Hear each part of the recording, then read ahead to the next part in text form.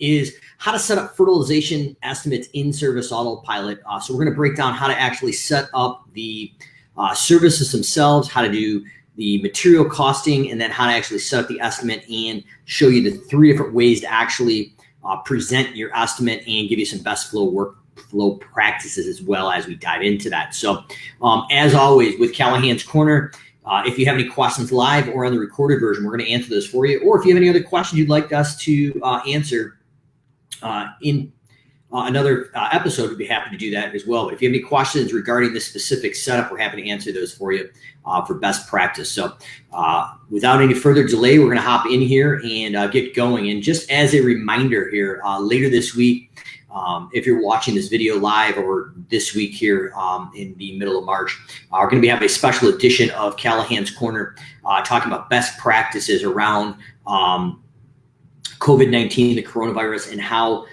we need to respond in our service industry, whether it's lawn care or home cleaning.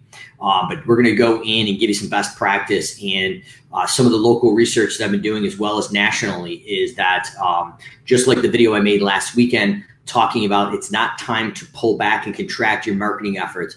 It's time to double down and take advantage of your competitors contracting.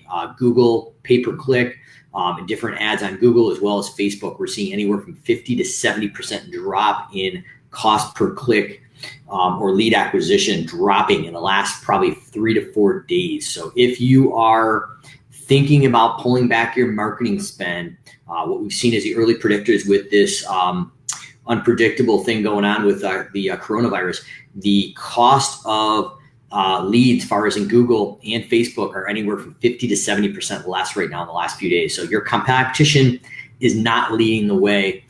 They're pulling back. So this is an opportune time to go down and double down and gain control of your market and do the right thing. But we're going to talk about some key things as far as cash flow, how to take care of your employees, how to communicate with your customers or future customers. And if you're in Service Autopilot, we're also going to be putting a free email together as far as how to handle this in the lawn care industry right on the marketplace either tonight or tomorrow. So keep an eye out for that. But the video here is going up how to set up fertilizing in Service Autopilot in estimates. So I'm going to take actually spin my other screen around here. If you have any comments or questions, drop them below. But we're going to slide the screen down here and show you how it's done. So first thing we're going to do here is I'm going to actually pull this off the text on the screen so we can actually see what we're doing. So in Service Autopilot, fertilization is done in a package job. So traditionally what we need to do is go in and go to the gear icon and add in packages, and it's under master packages.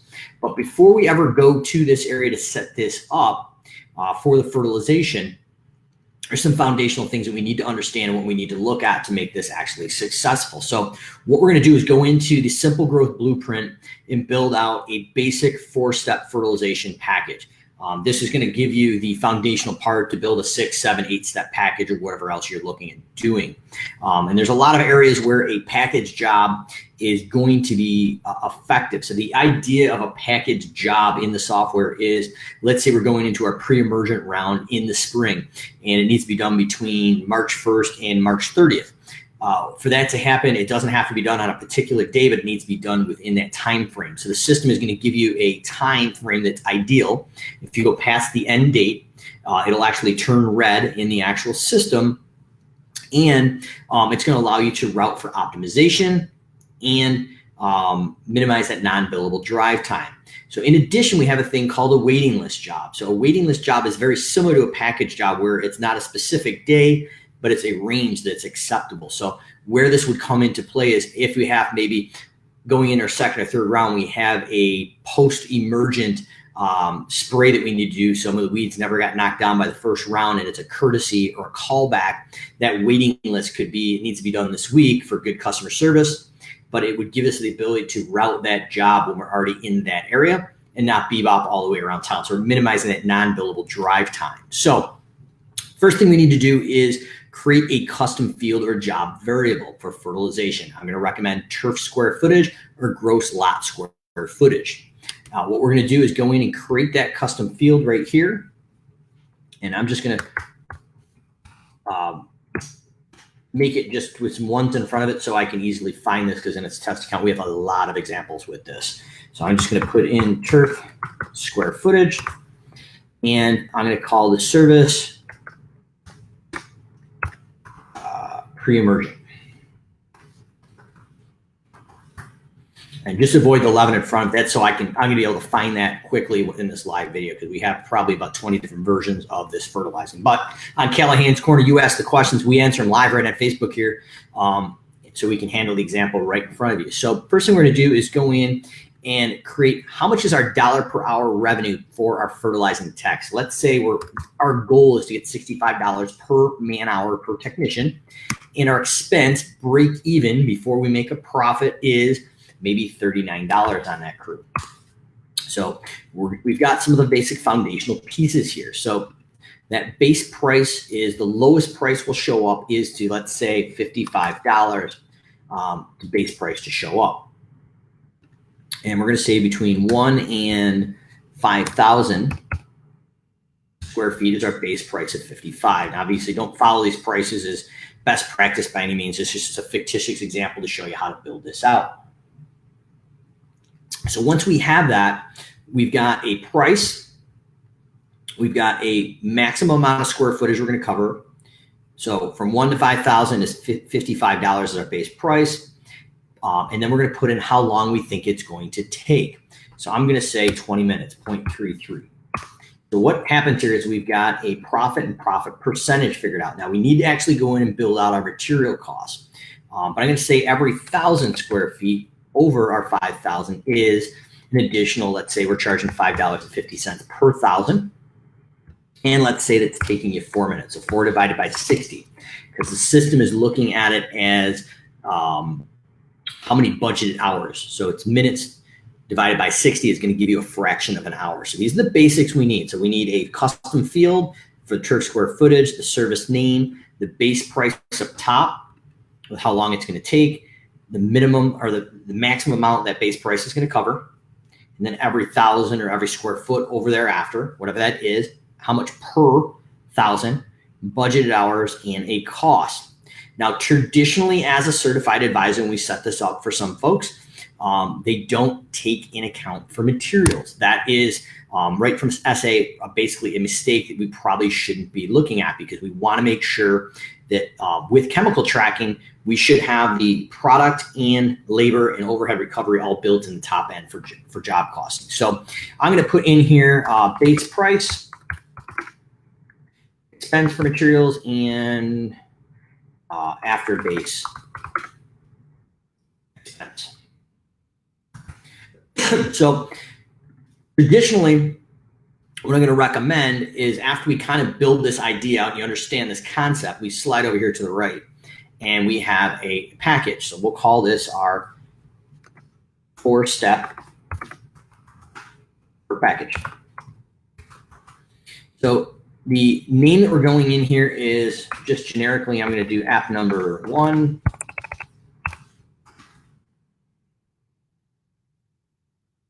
Two, 3, and 4. So the service, I'm going to call it Emergent Spring, Summer, and Fall for simplicity. Now, obviously, in a real world example, we'd probably enable this a little bit different. But this is going to show you how to actually set this up. So the start date here is the earliest you can do it. So let's just say it's 3/1, and the last date is, say, 3/30.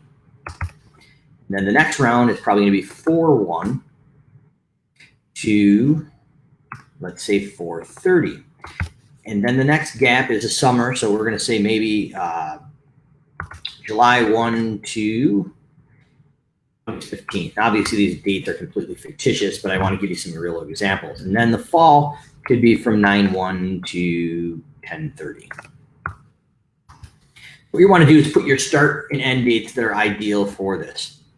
Now, the next column over is where it gets a little confusing. So minimum days. So I purposely picked these 2 examples here because this is where confusion happens. So the system has a trigger on the waiting list when you pull these in to actually protect yourself. So minimum days in between, let's say we need a minimum of 12 days between applications. So if you did my house at 3:30, the system predominantly, if it didn't have this minimum days buffer, could allow another technician to go out the next day and reapply the next application. So what the system does is it protects you to not reapply the product till the minimum days have passed. So I'm going to go in and drop this in as a minimum days here for this.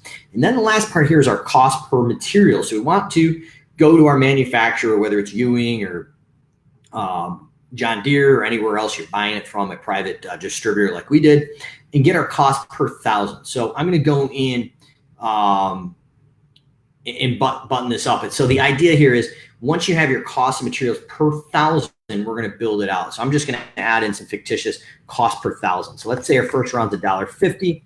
Second round is $1.75 per thousand expense just for materials, no markup. And the summer application, let's say it's got a grub control. Maybe we're in the upstate New York area. So let's say it's $2.25. Or in southern market, the fungicide may have a significantly higher price per thousand. And then the fall, traditionally, that's the gravy one. So let's say it's 65 cents per thousand. So a lot of times what you can do is you can average these and get the average cost per thousand. What I'm going to recommend is, unless it's really identical, we really want to be able to job cost it per application. So we don't really want to average those out. So what we're going to do is on the first job, I'm going to go in and put our after base price exempt, so $1.50. I'm taking this here and driving it over to this. And then I'm going to say equals 5, because there's 5 parts of 1,000 times $1.50. So now we've got our cost, and what we need to do is go in and take this. So if we've already done the math inside the equation here, we're good. So we've got basically a labor and overhead recovery plus the product costs, and it's driving a $34 profit, labor, materials, and overhead, and a net profit of 62% net. And then the additional budgeted cost here is taking our labor and overhead break even plus the material cost of $1.50 per thousand. So now we're building the foundation. So we're going to take our simple growth blueprint and build this in SA in a minute. But let's not forget we've got 3 more applications, and each round's a little bit different. So we're going to go back to the blueprint, and we're going to build out our spring application. So same thing, we're going to drop this in here in our spring application. Same exact pricing. So you got 1 to 5,000, a price of 55, same budgeted hours, same break-even cost. But the thing we need to change here is our cost per thousand. So on that example was $1.75. So we're going to update this one cell, and it updates the percentage here and the percentage here. So we're good to go there. And then we're going to take this again and bring this right down for consistency. Now this is going to be our 11 dot summer app. Same square footage, everything's the same minus the cost of materials. So we need to update that again to $2.25.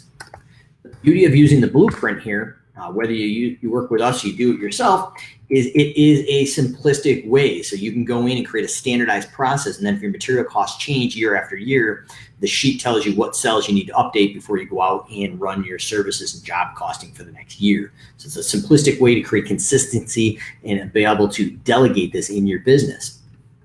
So we're going to grab this here again, and we're going to go down to service number 4. Now this one is going to be our 11 dot fall app.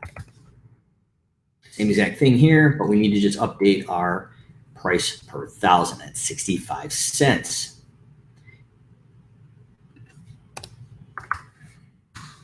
Okay. So now we've got all 4 services. We have a minimum base price, budgeted time for that, a cost, labor, overhead, and materials, and then an every 1,000 thereafter. I'm not going to get into price breaks, getting into acreages, but that can also be accomplished. Now, the next thing is we've created a blueprint for every service, And by filling this out here, it probably seemed like some extra work, but it really isn't, because what we've done now is created a blueprint for the master package. So that's the first thing we looked at originally. So we're going to take our blueprint and create a master package. But usually workflow, the biggest issue that we see is people get in here and can't find it.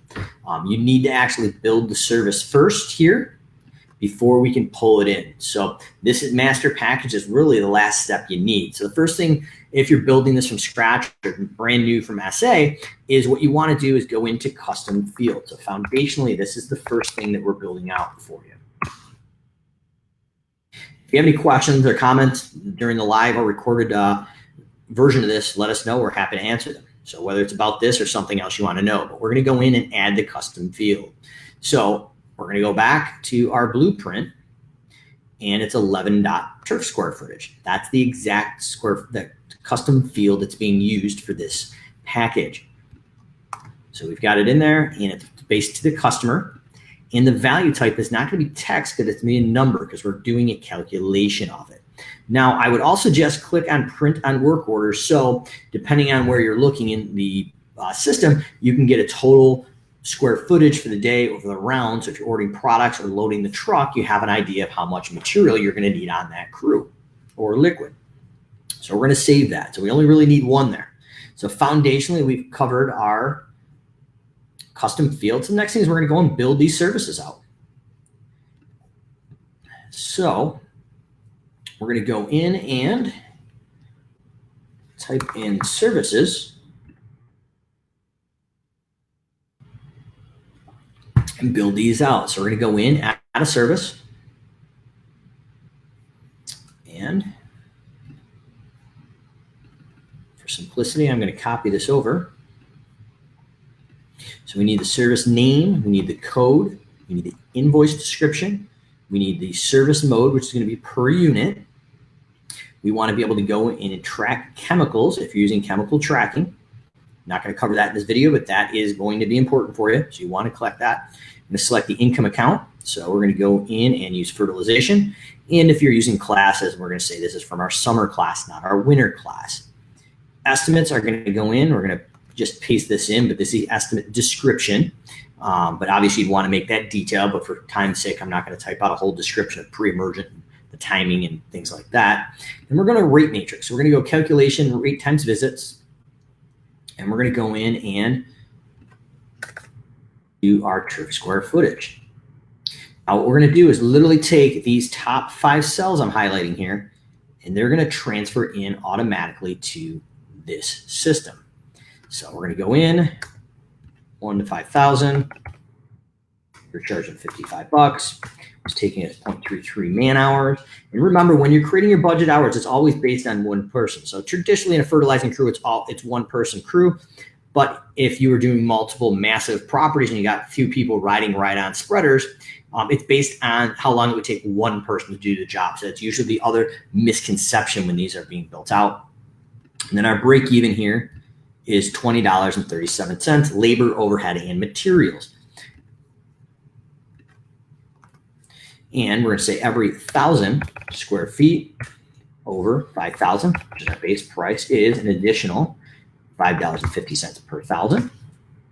Go back to our sheet, and 0.07 and $4.10.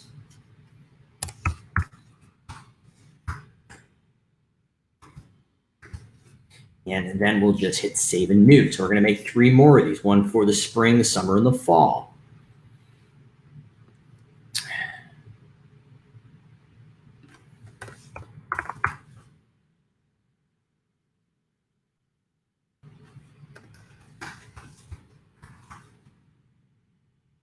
And for time's sake, I'm just labeling these up here. Obviously, you'd want to make this particular, but you need a code, estimate descriptions per unit, track chemicals if you're doing chemicals, and fertilization class is doing summer, estimate description and rate matrix, quantity, rate times visits, and we're going turf square footage, and then we can copy the rate matrix, emergent, save a little time, and then we're doing every 1,000 over 5,000 is $5.50. And we gotta go back to the sheet here, 0.07 and $4.10. Once we get this built out, we're going to build the master package and show you how to template that actually in the estimate. And then show you how to manipulate the views of that as well.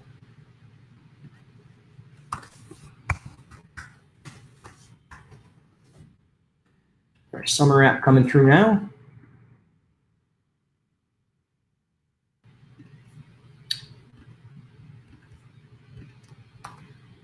And estimates. Rate matrix again, quantity rate times visits, church square footage. We're going to copy the matrix from the pre-emergent because they're all the same.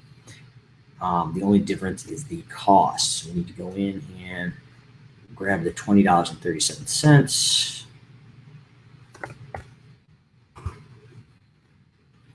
1,000, 5,000, $5.50 more per 1,000.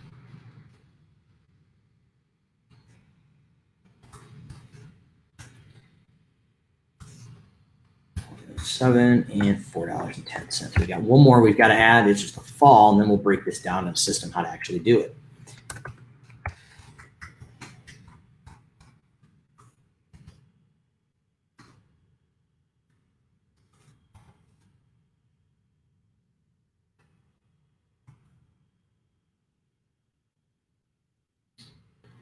So pretty repetitive, but if you're following this step by step, it probably can't hurt. So we've got all our information here, estimate description, and rate matrix. Quantity rate times visits, square footage, copy from matrix. And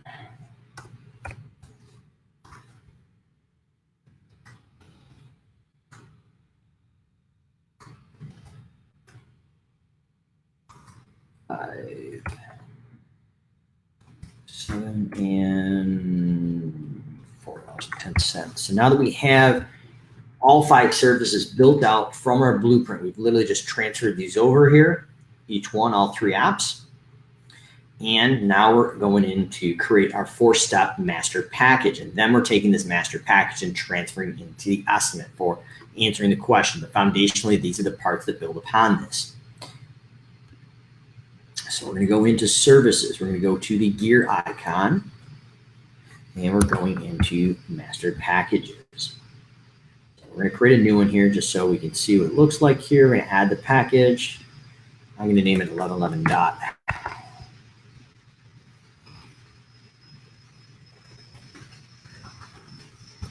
Package so we can find it.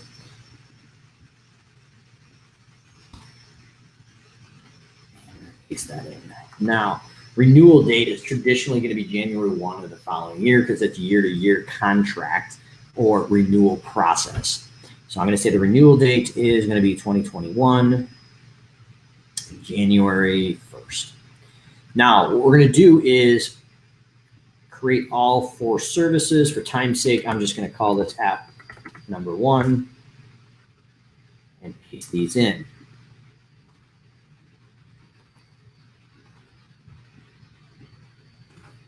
Naming them.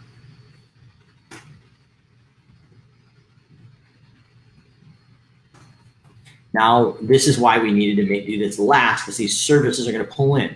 So we're going to do our spring app. We're going to do our summer app. Actually, we're going to do a pre-emergent, my bad.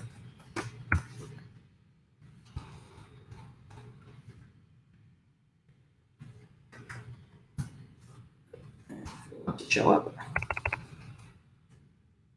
Pre-emergent.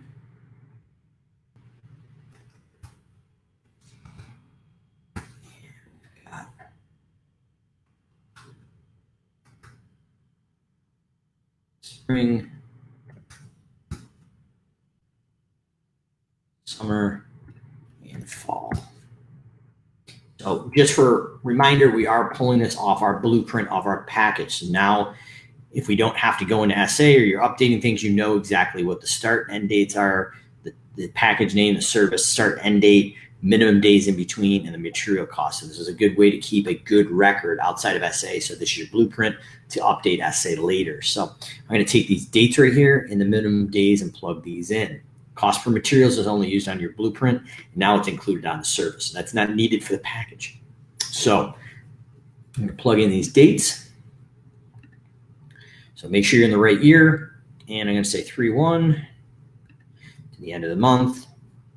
12 days in between. If I hit the arrow, I can drop that in. Default budget hours, default rate, leave those blank because those will override and interfere with the services you've already built. So we want to make sure that we keep the default budget hours and rate and pricing in the matrices that we've already built. So we're going to once again go in, we're going to add in the next round. And we're having those minimum days because we can potentially do that application back to back. So we want to make sure that we're safe there. Then we're going to go in from 7/1 to 7/18.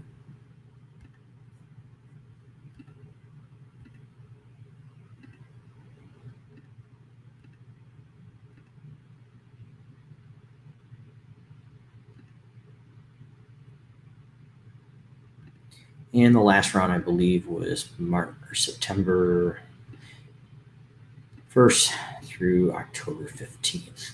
So we're just copying these right off the blueprint right here.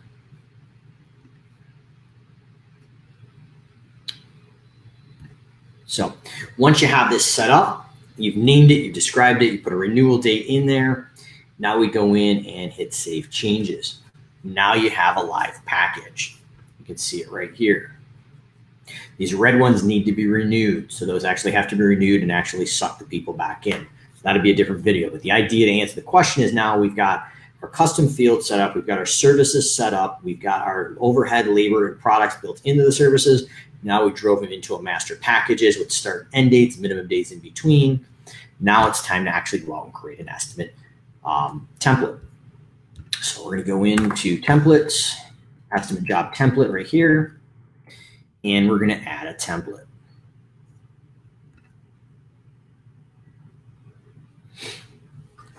So we're going to name this and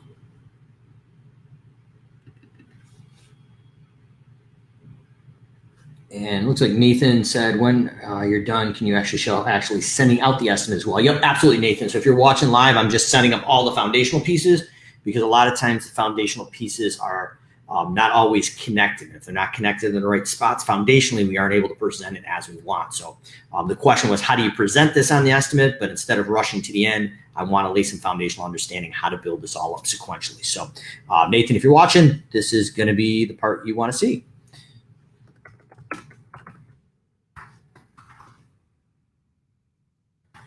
So name it. We are going in, and I'm going to say it for both jobs and estimates. At a bare minimum, you want to select for estimates. And we're going to go in and select a document. So this is the document that goes in and pulls in all the data. So this will connect your estimate email, your estimate document, and the acceptance email. And inside that estimate document is a grid, and it's a pricing grid. On the document editor, it's called dynamic content, one and the same. But you can also go into that dynamic content or grid and manipulate how it actually is presented. So I can show you, I think I've actually shown some other videos, but if you have questions on that, let me know, I can dive into it live here. But the idea is now we're going to add in the package, not service, and we're looking for our 11.FERT package. As we hit apply, everything loads in. Now you can see the start end rounds here, the app name, and the information on their pre-emergent, spring, summer. Now, obviously, I use the 11 naming convention just so I could find them quickly because we've got a lot of the same services in this area. Now, one thing that is a misconception as you're building this, we've created an estimate description on the service level. If you go in here and delete or override the estimate description, invoice description, this is going to override anything on the service level. So just to show you a proof of concept, the first two, I'm going to get rid of the 11. And then the bottom two, I'll leave the 11. So you can actually see the difference. But the idea is if you want to override everything at one place for estimate description or for each package line item, or You want to do it here for the actual name of the package. So I'm going to override this and say 4-step package. And that's going to override what's actually on the package itself. So that's how we override this. Now, obviously, you probably want to put your aeration in here, mowing, other landscape maintenance things, so everything's in here and it loads. Now, one way of testing this is if you put in a value here, you can test your matrices and click that down. Everything loads in. So now what you can see is, in the hurry of doing this live, my cost at 0 here did not transfer in. So that's a telltale sign that I need to go back to those 2 services and update the budgeted cost. So I didn't do that on purpose, but rushing through this, I must not have grabbed and typed in the cost. So at this point, you would want to actually go in and recreate or update the services and then suck this back in, because this is a snapshot in time. So if you save this, updated the services, and didn't suck this back in, it would still would not update the changes you made later. So that's a good point just to remember. So I'm kind of glad I made that mistake. For time's sake, I'm not going to go back and do that, but you would want to go back and update that, make sure that that budgeted cost was that 2037 or the 2162. So if you leave this defaulted, it's going to default on the template when you pull it up. So after you've tested it, you probably want to zero it back out. Now everything's as advertised. So we are going to save and close. And we are now going to go into a test client. And actually a lead. And the next idea is we want to go into the More tab here and go into property measurements. Now, it looks like there's already a property measurement on this property because I've done it in a test account. But the idea is I'm going to show you how to save this view. So you always have this view here so you know the area you're treating, which is nice because you take a screenshot of this and drive it down to attachments, and now the technician can see it in their mobile. So the idea, when you come in clean, it's empty. You want to go in to Maps Pro, grab your property measurement,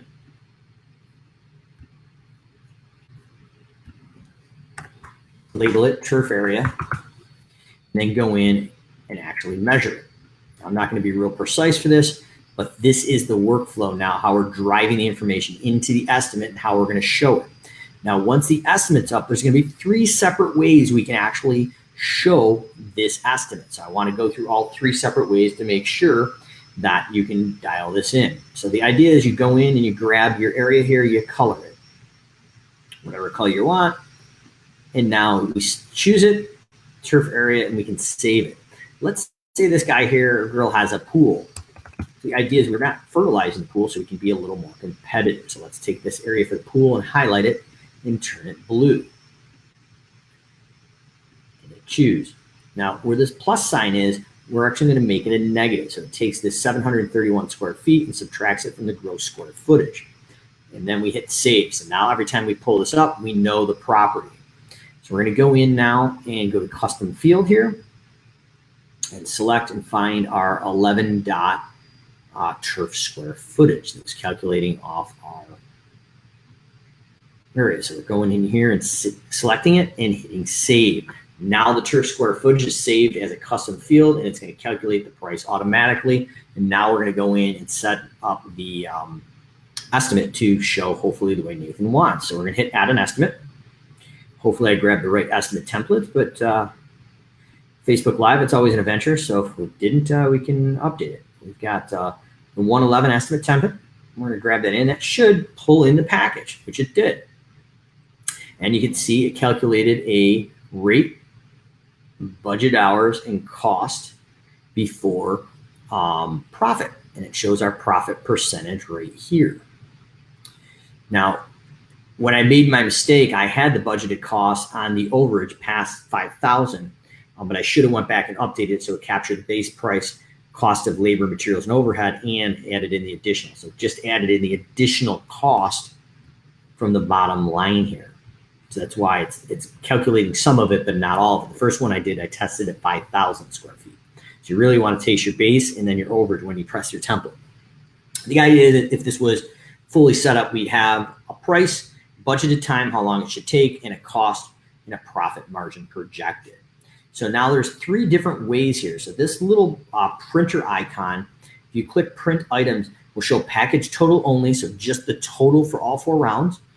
Package item total only would be just each round separately, or we can do package total and item total. So it gives you the total for the whole package and each round. What I'm going to recommend for best practice in most scenarios is just showing each round here. When I hit apply, it gives that little printer icon and a check. So once you figure out how you want it to look, I'm going to show you at the end of the video how to go into Service Autopilot and default your packages to always populate this way, so you never have to check the checkbox. The only time, or the printer, the only time you would do this is to override the default. So we're going to show you how to set that up in a second. So we're going to scroll down and hit save. And I'm going to go in and hit email after I hit this to quote. And I'm going to email this out to myself. Pre-templated email loads with a clickable link. So I'm going to hit send. And go on the other screen here and pull up my email.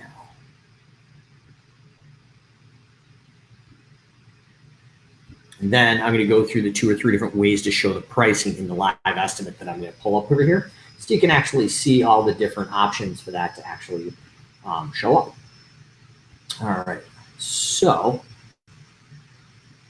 I'm going to pull this over here. Hopefully this works with the incognito window. I'm actually working on setting up somebody else's Service Autopilot for them right now in the normal window, so I didn't want to have 2 of the different options open. But this is our email now. I'm your potential client. I'm going to click View My Proposal, and hopefully this lays out here. So this is a boilerplate example. Obviously, you'd want to brand this up. Now, there's several different ways you can do this. You can have service name with an estimate description, just service name and amount. I'll show you actually the grid, how to manipulate this. The idea is this is the first option.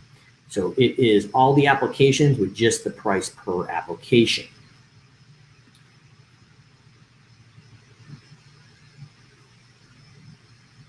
The next one here, so I'm going to go in and manipulate this here. And I'm going to say package total only. So it's just going to show the total for all 4 rounds. I'm going to hit apply. And when I hit reload, it's going to reload that template. And I'm going to hit save. I'm going to pull this estimate back over. So if you ever need to do this on the fly, unless the customer accepts the estimate, you can update this on the fly. So when I refresh this, instead of all the 77s, boom, $308. So that's the second way to display that in the estimate. The third way, I'm going to pull this back on the other screen here and show you how to manipulate this. So if there's any questions, feel free to ask these live. But now we're going to go in. If I can find it. There we go.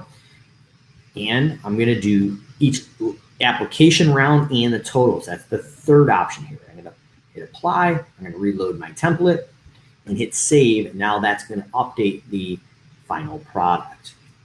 Pull that proposal back over here and show you what that looks like when I refresh it.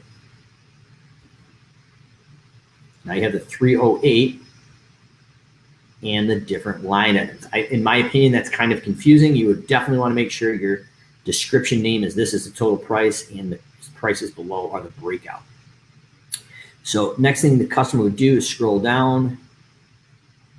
If you are in New York State and you need to include pre-notification or product MSD labels or different things like that, and contract renewal terms, you can have clickable buttons to go out to your website to be compliant. We'd click here to sign with our mouse, print our name, and accept. We're going to get time and state stamped IP address inside the system, as well as the ability to have a printable PDF for audits if you need them. So pretty big for chemical tracking in the United States, or in New York State. So once you figure out how you want this, these settings, we want to go to the gear icon and go to estimate settings, scroll down here and print package items, print products on estimate.